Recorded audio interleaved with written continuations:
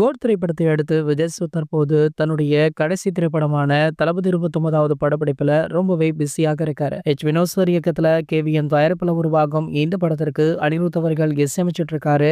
மேலும் பூஜா ஆக்டே, பாபி தியோல், பிரகாஷ் ராஜ், பிரியாமணி அப்படின்னு பலருமே இந்த படத்துல நடிக்கிறாங்க. அரசியல் கலந்த கமர்ஷியல் படமாக உருவாகி வரும் இந்த படத்தின் மீதான மிகப்பெரிய எதிர்பார்ப்பு இருந்துட்டு இருக்கு. விஜய் சாருடைய கடைசி படம் அப்படின்றதாலும் விஜய் சார் மற்றும் வினோத் சார் அப்படின்ற புது கூட்டணியுடைய காரணத்தினாலுமே இந்த படத்தின் மீதான உச்சக்கட்ட எதிர்பார்ப்பு இருந்துட்டு இருக்கு. கடந்த பிப்ரவரி மாதம் விஜய் சார் தன்னுடைய அரசியல் வருகையை அதிகாரப்பூர்வமாக அறிவித்து நடிப்பிலிருந்து இருந்து விலகி இருப்பதாக தெரிவிச்சாரு. எனவே அவருடைய கடைசி படமாக தளபதி 29வது திரைப்படத்தை இயக்க போவது யார் அப்படின்ற கேள்வி அனைவரிடமுமே அதிகமாக இருந்திருந்தது. வெற்றிமாறன், சங்கர் முதல் ஆர்ஜே பாலாஜி வரை பல இயக்குநர்களுடைய பெயர்களுமே அடிபட்டது. உண்மையிலேயே விஜய் சார் பல இயக்குநர்களிடம் கதை கேட்டதாகவுமே பேசப்பட்டிருக்கு. இந்த நிலையில பாத்தீங்கன்னா இதுல விஜய் சார் யாரை தேர்வு செய்வார் அப்படின்னு ரசிகர்கள் முதல்ல கோலிவுட் வட்டாரங்கள்ல பல கேள்விகள் இருந்துட்டு இருந்தது. மேலும் பல எதிர்பார்ப்புகளுமே இருந்தது அப்படின்னு சொல்லலாம். இதற்கிடையில பாத்தீங்கன்னா தற்போது ஆர்ஜே பாலாஜி அவர்கள் ரீசெண்டாக கொடுத்த இன்டர்வியூல